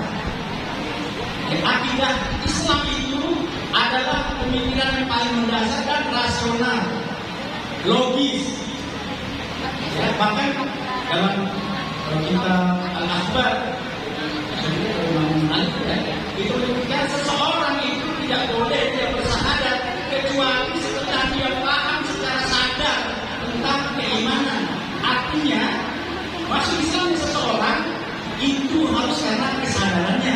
Tidak boleh karena pikiran, karena perasaan, karena mau nikah, karena mau apa, mau ini, mau itu. Ya. Yang kedua, ideologi kedua di dunia ini adalah kapitalisme, sekulerisme, kapitalisme. Nah, inilah yang menjadi ideologi dari Amerika, Eropa, Korea, Jepang, Cina sekarang, nah, termasuk juga Indonesia. Jadi Indonesia ini sebenarnya ideologinya bukan yang sering kita pelajari dan kita hafalkan itu, tapi ideologinya Indonesia itu kapitalisme, liberalisme, sekularisme. Sekularisme ini satu istilah yang awalnya berbeda tapi sekarang menjadi satu. Ini ideologi. Ya. Nah, yang ketiga, ideologi itu adalah sosialisme, komunisme. Itulah ideologi. Jadi hanya tiga ideologi. Maka kalau tadi disebutkan khilafah ideologi, khilafah itu adalah asal nama sistem pemerintahan nizamul hukmi. Padanan dari khilafah itu adalah republik, ya, kekaisaran. Itu padanannya. Sedangkan yang mendasari republik, mendasari kekaisaran, mendasari kerajaan, itu ada ideologinya. Gitu. Ya, ini tentang ideologi. Lebih jelas nanti teman-teman bisa pelajari satu buku tipis ya.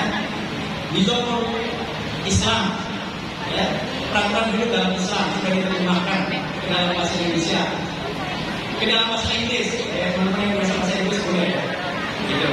Nah, dijelaskan di situ, itulah tentang ideologi. Tapi kenapa sekarang ini khilafah itu disebut ideologi?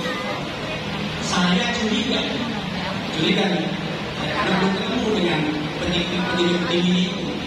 Ini sebenarnya adalah cara untuk memukul Islam dengan menjadikan khilafah dengan sebutan ideologi, sehingga kalau bicara ideologi kita berhadapan dengan kekuasaan. Ini sebenarnya sengaja atau tidak, atau mungkin ini strategi, adalah cara untuk memukul Islam dengan menyebut sistem pemerintahnya adalah ideologi. Kalau mereka menyebut Islam adalah ideologi, lalu mereka sebut itu adalah musuh dari negara, itu mereka akan berani. Nah, maka disebutlah yang paling mudah di kriminalisasi, yaitu khilafahnya. Ini sedikit tambahan ideologi. Nah, lalu lagi, ada batasan kita bicara tentang khilafah. Tidak ada batasan. Bicara khilafah tidak ada batasan. Karena itu dari Allah, kewajiban dari Allah. Wabil khusus nih, nanti yang Ramadan sering menyebut beberapa Rasulullah Abu Bakar Siddiq radhiyallahu anhu. Ini kita bicara khilafah. Khulafah ar-Rasul. Khulafah orangnya, khilafah sistemnya. Ya tadi itu. Kepala desa itu orangnya, desa itu tempatnya, desa itu sekaligus sistem pemerintahan terkecilnya. Ya. Nah, jadi ada batasan atau tidak? Tidak ada batasan. Itu wajib. Nah, mungkin yang kita harapkan adalah bagaimana bicara khilafah nggak tangkap, tidak tertangkap amanat. Ini maksud mungkin. PNS, ASN, tidak dipecat. Khilafah itu sebutannya banyak sekali. Maka teman-teman harus menggunakan diksi yang banyak. Al-Imam, dari sekian jelaskan kasih pemimpin yang agung. Itu khilafah. Ya kan? Kemudian imamah, itu khilafah juga. Imam orangnya, imam sistemnya. Ya kan? Amirul Mukminin orangnya. Imaratul Mukminin itu adalah sistemnya. Lalu ketika kita bicara tentang Islam kapan tidak mungkin terwujud tanpa khilafah. Kita sebenarnya sedang bicara khilafah atau sumuriyatul Islam, kesempurnaan Islam. Nah, ini gunakan diksi yang banyak, ya, kayak Islam itu dengan istilah-istilah. Maka jangan ya kalau tadi ya kalau ada risiko, walaupun sebenarnya ya tadi nggak khilafah ditambah juga. Silakan periksa semua penjara yang wahyu. Apakah mereka di penjara karena menyebut khilafah? Apakah mereka di penjara karena mendakwakan khilafah? Mereka di penjara karena apa? Karena maksiat, ya kan? Nah, jadi ya sama. Dan kalau misalnya ngomong khilafah terus di penjara, alhamdulillah. Bukan berarti bersyukur dipukul tali buku pakai tang gitu, bukan. Di sana antum bisa menghafal Quran, ya kan? Bisa puasa, nggak capek. Kalau di luar kan puasa capek, harus kerja, harus ini, harus itu. Di dalam penjara itu ditanggung makan, dan seterusnya. Jadi kalau urusannya terjadi, kita harus beriman itu Allah itu ya. Nah yang ketiga saya ingin menambahkan tentang kenapa demokrasi sekarang tidak diprotes. Karena demokrasi sedang diterapkan. Kenapa demokrasi tidak ditanya dalilnya? Karena demokrasi sedang diterapkan, sedang dijalankan. Nah, kenapa khilafah ditanyakan dalilnya, ditanyakan ayat dan hadisnya, mana ayatnya? Karena khilafah itu tidak diterapkan. Ketika 1300 tahun khilafah itu diterapkan, bahkan secara spesifik misalnya 4 imam mazhab itu tidak menempatkan bab khilafah sebagai bab tertentu kecuali murid-murid mereka. Kenapa? Bukan mereka tidak mewajibkan khilafah, tapi karena saat itu sedang dijalankan khilafahnya. Mau dibahas apa? Sedang berjalan. Gitu. Makanya Imam Syafi'i dalam manaqib itu dalam satu kitab beliau mengatakan, saya pergi dari Makkah ke Irak ke Baghdad, Asimatul Bilal. Saya pergi dari Makkah ke Baghdad, ibu kota khilafah. Dia bilang begitu. Ini yang banyak mempertanyakan sesuatu yang sudah jelas dari Islam. Ini adalah pengaruh tadi keturunan Yahudi, keturunan Bani Israel. Kebiasaan Yahudi itu selalu mempertanyakan yang sudah jelas. Karena itu, kalau kita berbicara masalah syariat, yang dikedepankan bukan rasional, tapi yang dikedepankan adalah ini ada perintah Allahnya atau tidak. Dan sudah ada perintah Allahnya, yang dikedepankan adalah ini, bukan dimengerti atau tidak dimengerti. Yang ketiga sebenarnya mereka mempertanyakan itu bukan untuk mencari kebenaran. Ketika dijawab pun tetap ada orang yang menolak. Betul? Itu kan menurut pendapat Anda, itu kan menurut penafsiran Anda, gitu. Sudah, bagaimana sangat jelas dalil tentang khilafah itu dalam kitab-kitab fikih klasik, dan itu sudah diakui. Khilafah yang dinyatakan di dalam kitab-kitab fikih klasik sudah diakui tuh, ada, tapi sekarang tidak relevan. Yang lebih relevan sekarang adalah PBB. Jadi ini hanya sampai kapanpun orang itu akan terus mencari-cari alasan untuk menolak kebenaran. Ini hakikat orang-orang kafir, orang-orang tidak beriman, atau orang-orang yang memiliki sifat-sifat mereka. Bukan mereka kafir, tapi memiliki sifat-sifat itu. Dulu kepada Nabi Sallallahu Alaihi Wasallam diminta, Muhammad, coba turunkan Quran langsung dari langit, langsung berupa mushaf, berupa lembaran. Coba turunkan malaikat. Coba Tuhan itu di mana? Coba turunkan emas langsung, gelondongan dari langit. Kata Allah, Muhammad, jika diturunkan malaikat dari langit, jika diturunkan kitab langsung dari langit, jika diturunkan emas langsung dari emas dari langit, tetap saja mereka tidak akan beriman. Karena tujuan pertanyaan mereka bukan untuk mencari kebenaran, tapi untuk menunjukkan, menyebar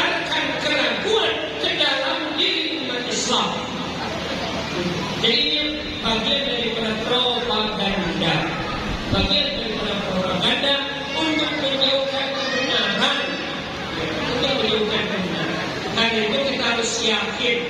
Kita yakin dengan pendapat ulama-ulama muktabar, ulama madzhabul arba'ah, dijelaskan oleh Imam Abdurrahman Al-Jaziri dalam Al-Fiqh ala Madzhabil Arba'ah.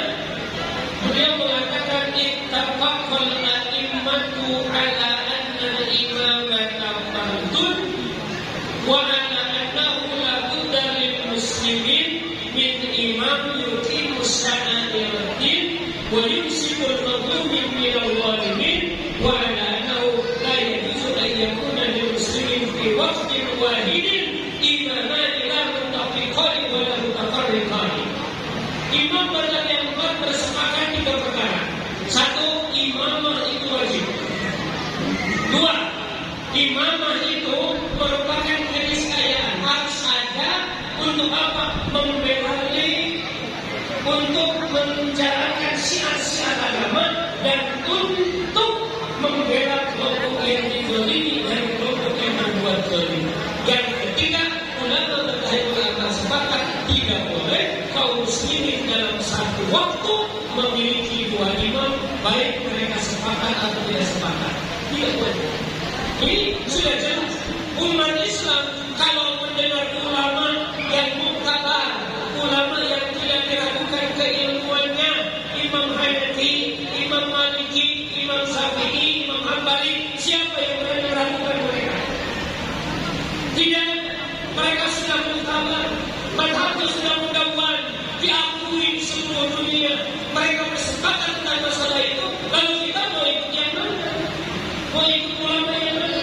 Ikut ulama yang mengagung-agungkan PBB atau ulama yang berpegang kepada Quran, kepada Sunnah, kepada itu? Jadi sudah sangat jelas. Jadi itu kalau ini adalah bagian memperbaiki. Kemudian tadi kepemimpinan seperti apa sementara kita hari ini hidup di zaman demokrasi bagaimana? Ya kepemimpinan Islam sebagaimana ya dicontohkan oleh Nabi Sallallahu Alaihi Wasallam. Jadi sebenarnya masa depan umat Islam sudah jelas. Tadi dalam hadis yang panjang riwayat Imam Ahmad, fase kepemimpinan umat Islam itu kata Nabi, takunu nubuwwatu fikum masya Allah an takun, summa yanfa'uha idza syaa yanfa'ha. Pertama kata Nabi, kita hari ini sedang berada di masa kenabian. Masa kenabian akan berlangsung, kemudian akan berakhir. Setelah itu akan ada fase khilafah ala minhajin nubuwwah. Summa takunu khilafatan ala minhajin nubuwwah, takunu masya Allah an takun, summa yanfa'uha idza syaa yanfa'ha. Fase kedua ini sudah berlangsung. Kemudian kata Nabi, summa takunu mulkan 'adlan. Kemudian akan ada pemimpin-pemimpin yang seperti raja-raja yang diktator, yang menggigit rakyat, yang berbuat zalim, tapi mereka masih menjalankan Islam. Ada penyimpangan-penyimpangan, tapi hukumnya berdasarkan hukum Allah. Itu akan berlangsung. Summa yanfa'uha idza syaa yanfa'ha, itu pun akan diangkat. Ketiga, kata ada keempat, kata Nabi, summa takunu mulkan jabaliyatan. Kemudian nanti akan ada kekuasaan fase raja-raja diktator, penguasa-penguasa diktator seperti sekarang ini. Jadi kita hari ini ada di masa mulkan jabriyah. Indonesia mulkan jabriyah, Yaman mulkan jabriyah, Saudi mulkan jabriyah, Mesir mulkan jabriyah, Pakistan, India, semua hari ini berada di masa mulkan jabriyah. Tapi jangan khawatir, kata Nabi, fatakun masya Allah antakum, itu berlangsung beberapa lama. Summa yarfa'uha, kemudian diangkat oleh Allah idza syaa yarfa'ha, summa takunu khilafatan ala minhajin nubuwwah thumma sakata. Kemudian akan thumma sakata, kemudian Nabi berakhir, Nabi diam. Artinya apa? Fase dunia ini akan diakhiri dengan khilafah. Karena itu Amerika sebentar lagi rusak. Amin. Tersungkur, jatuh. Soviet lebuan, Cina gak bisa. Mau dipimpin sama Amerika? Mau dipimpin sama Rusia? Mau dipimpin sama Cina? Mau dipimpin sama Islam? Kalau Cina ingin menguasai dunia, kalau Soviet ingin menguasai dunia, kalau Amerika ingin menguasai dunia, pertanyaannya, salahkah kita orang Palembang punya cita-cita Islam ingin menguasai dunia? Harusnya saatnya hari ini umat Islam yang tampil. Kenapa hari ini banyak opini-opini sampai berbagai elemen, berbagai kekuatan dikerahkan? Kenapa? Karena mereka melihat hari ini khilafah akan menjelma menjadi kenyataan nanti. Karena itu mereka takut. Karena takut, maka mereka menghabis. Seperti siapa? Seperti Firaun. Posisi umat Islam hari ini persis seperti posisi Firaun ketika saat-saat mau jatuh. Allah sebutkan, wa nuriya fir'auna wa hamana wa junudahuma minhum ma kanu yahdharun. Sebelumnya, wa nuridu an namunna 'ala alladziina istud'ifu fil ardi wa naj'alahum a'immah wa naj'alahum al-warithin wa nuriya fir'auna wa hamana wa junudahuma minhum ma kanu yahdharun. Allah janjikan, kami berkeinginan, selalu berkeinginan, bahasanya nuridu fi'il mudhari, artinya present continuous tense. Saat Allah memfirmankan ini, Allah menginginkan, dan terus dan sampai sekarang Allah tetap menginginkan. Apa yang diinginkan oleh Allah? An-namunna, memberikan pertolongan, memberikan anugerah, memberikan karunia, alalladzina istud'ifu fil ardi, kepada orang-orang yang dilemahkan di muka bumi, dijajah, ditindas. Siapa hari ini yang ditindas? Umat Islam. Siapa yang ditindas? Palestina. Siapa yang ditindas? Syria. Siapa yang ditindas? Rohingya. Yang ditindas hari umat Islam. Di India ditindas, di Indonesia pun sama. Yang ditindas itu Allah inginkan mereka akan diberi karunia, wa naj'alahum a'immah, mereka akan dijadikan para pemimpin, wa naj'alahum al-warithin, dan mereka akan dijadikan para pewaris bumi, penguasa bumi. Wa nuriya fir'auna, dan Allah akan perlihatkan kepada Firaun, wa hamana, kepada Haman, wa junudahuma, kepada tentara Firaun dan Haman, minhum ma kanu yahdharun, apa yang mereka takutkan, apa yang mereka khawatirkan. Dari siapa?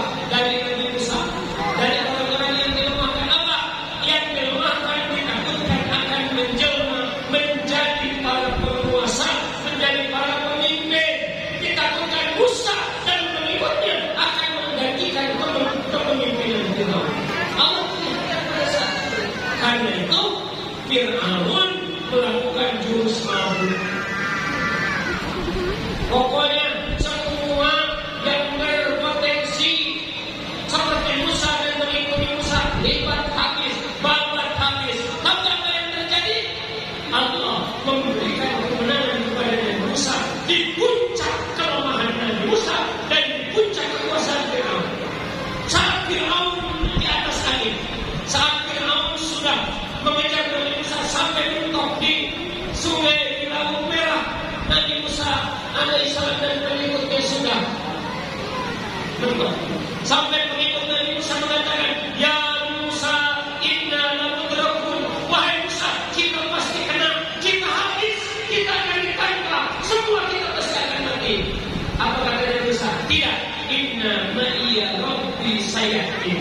Tidak, Allah bersama kita, bersama dengan Allah. Allah nanti akan menunjukkan jalan keluar. Jadi, masih banyak. Tapi waktu. Iya, betul. Jadi saya ingin menyampaikan bahwa kalau kita hari ini ditindas diserang dari sana sini, ini tandanya apa? Kemenangan sudah dekat. Itu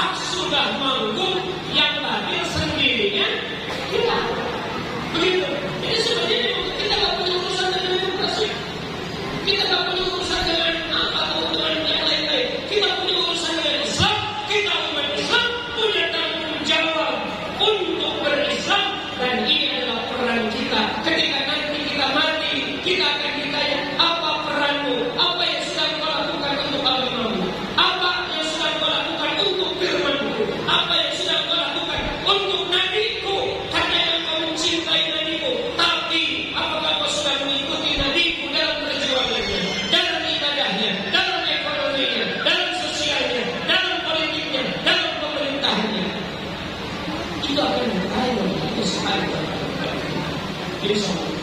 Jadi tidak perlu khawatir, perjuangan ini pasti berlangsung dan pasti menang. Siapapun mereka, kaliber dunia, kaliber apapun mau menghalangi perjuangan ini tidak bisa. Bosan jabur wapan nanti akan lahir jabur-jabur dunia. Yasin mukohar wapan itu dia akan ada. Yasin mukohar dunia. Akan mati. Demikian. Akhirnya tadi itu bersama